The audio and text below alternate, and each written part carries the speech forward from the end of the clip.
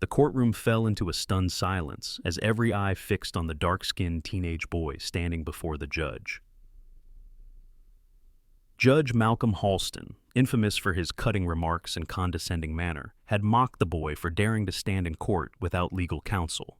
Halston scoffed. "This is a courtroom, not a school exercise. You don't get to play attorney because you feel confident." "I'm not here to play," the boy said evenly. "I'm here because the law allows me to speak." He ridiculed the idea that a teenager could possibly understand the law, laughing as he reminded everyone that a courtroom was not a place for children to play at being attorneys.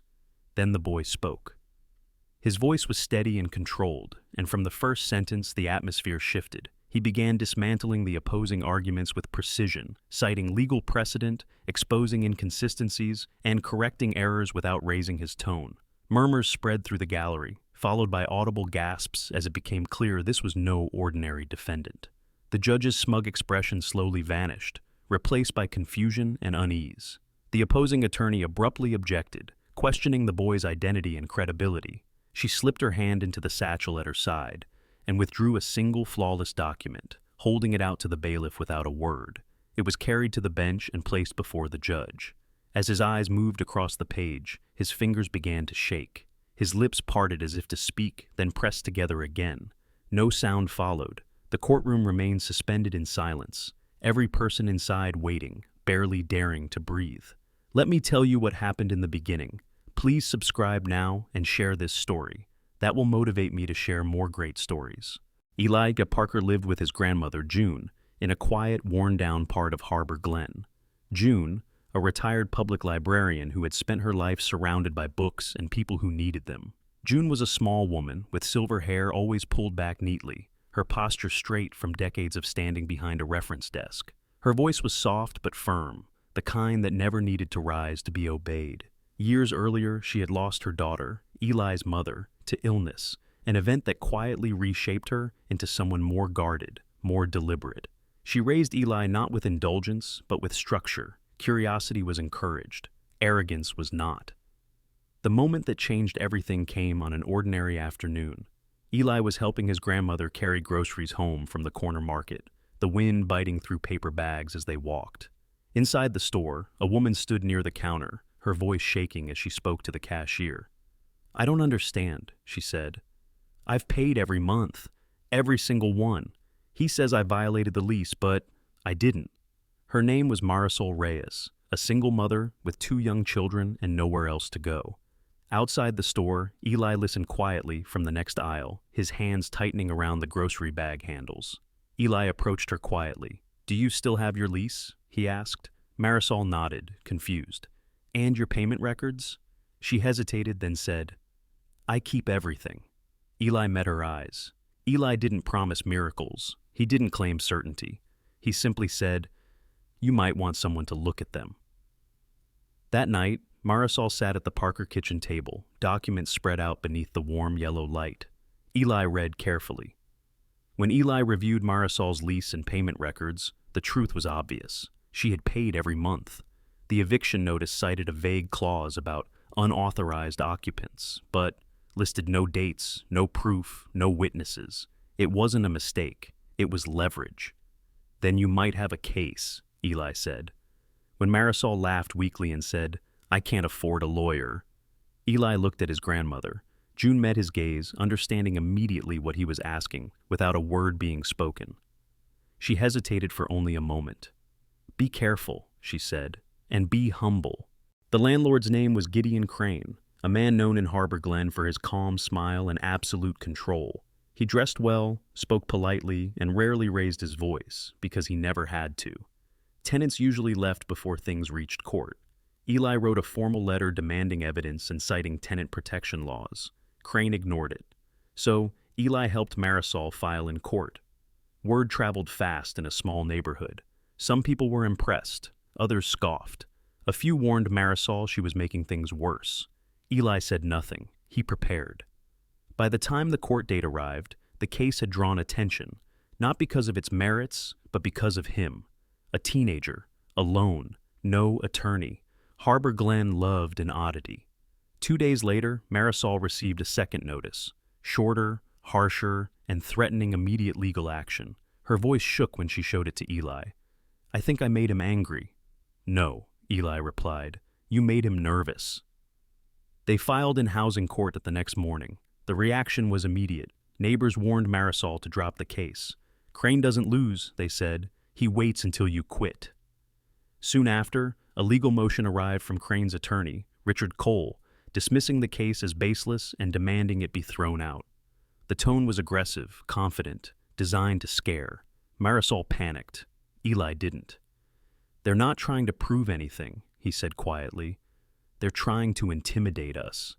On the day of the hearing, reporters gathered, curious about the teenager challenging a powerful landlord. Crane arrived calm and unbothered, certain the court would side with him, as it always had. Eli adjusted his satchel and stood when their case was called. Crane expected silence. He was about to learn what happened when someone refused to give it. The moment Eli stepped forward, Judge Halston frowned. And who exactly are you supposed to be? He asked, his voice already sharp. I'm representing the plaintiff, Your Honor, Eli replied. A quiet laugh broke out. Then another. The judge leaned back in his chair. You must be joking. Is this some kind of He glanced around the room. This is a courtroom, not a school play. Eli didn't move. I'm prepared to proceed. Halston shook his head. Prepared? He smiled thinly. You're a child. You don't understand what's at stake here. Marisol's hands trembled at the table beside him. Eli noticed, but his voice stayed calm. I understand exactly what's at stake. The judge waved a hand. Enough. If you're going to waste this court's time, at least be honest about it. Do you even know basic procedure? Yes, Your Honor. That answer drew more laughter. Halston leaned forward. Then tell me, why shouldn't I dismiss this case right now? Because the eviction notice violates state housing law, Eli said, specifically Section 14B, which requires documented evidence of lease violations. None was provided. The room quieted. Richard Cole stood abruptly. Objection. This is improper argument.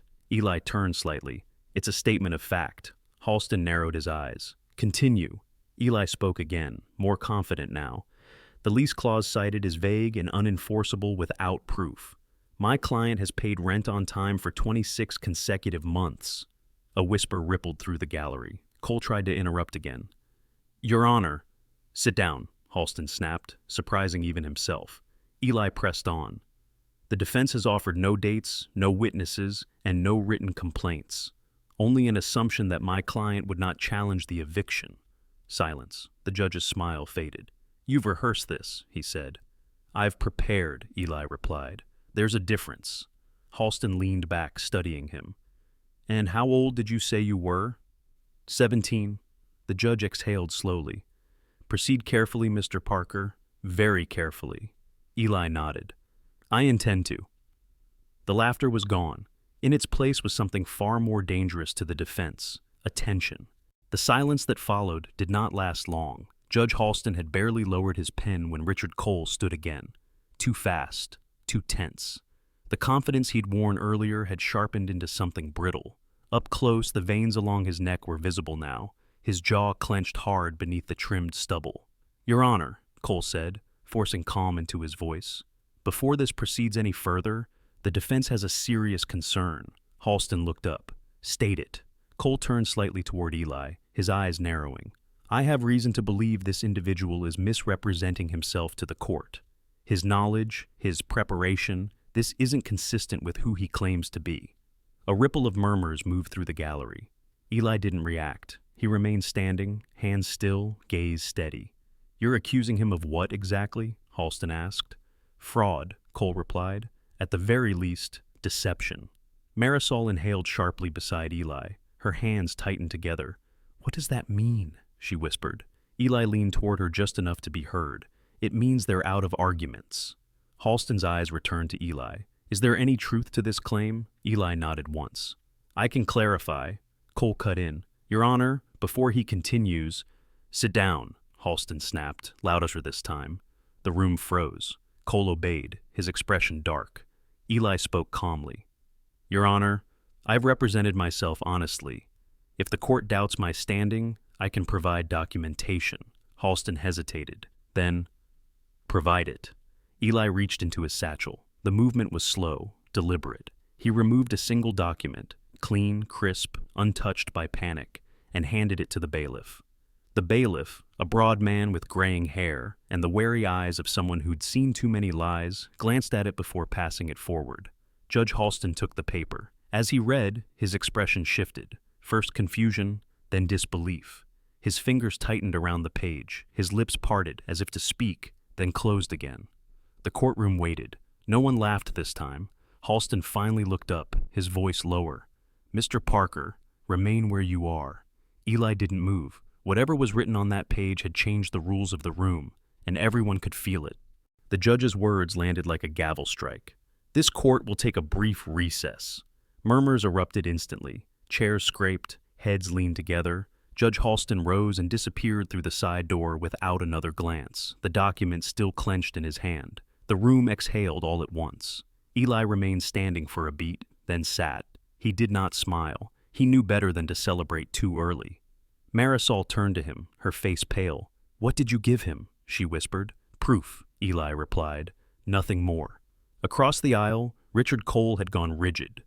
Up close, the strain showed, a fine sheen of sweat at his temples, his neatly trimmed beard no longer hiding the tension in his jaw. He avoided Eli's eyes, whispering urgently to his client. Gideon Crane sat stiff-backed, hands folded, his calm expression cracked just enough to reveal irritation beneath the polish. Crane was a tall man with broad shoulders and a practiced stillness, the kind that came from years of believing rooms would bend around him. For the first time, the room wasn't bending. Reporters in the back scribbled furiously. A woman in a gray coat leaned toward her friend. "Did you see the judge's hands?" she whispered. They were shaking. The bailiff stood near the bench, arms crossed, watchful. His face was unreadable, but his eyes followed Eli with new attention. Not suspicion now, but respect earned under pressure. Marisol's voice trembled. "Are they going to throw this out?" Eli shook his head. If they were going to, it would have happened already. The door behind the bench remained closed. Every second stretched.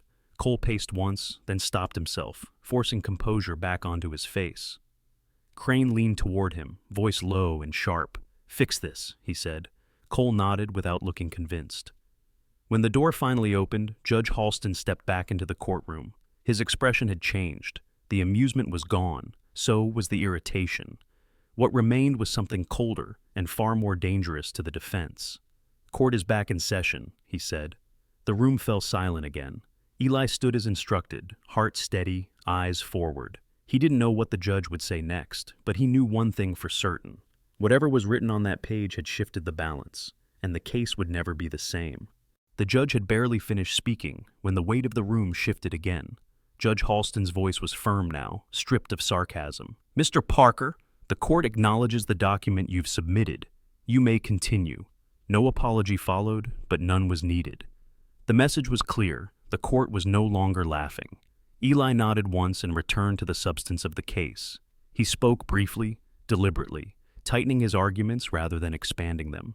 He pointed to the absence of written warnings, the lack of dates, the selective enforcement of a vague clause. Each point landed cleanly. Richard Cole tried to interrupt, but his objections sounded thinner now, less certain. Gideon Crane stared straight ahead, jaw set, his polished calm replaced by a brittle stillness. Then, just as Eli concluded and the judge prepared to adjourn for the day, something unexpected happened. As the room began to empty, a man stepped into the aisle near the back. He hadn't spoken during the hearing. He hadn't taken notes. He had simply watched. He was tall, broad through the chest, wearing a dark coat that looked too heavy for the room. His hair was cut short, his face roughened by stubble, and his eyes moved with deliberate calculation.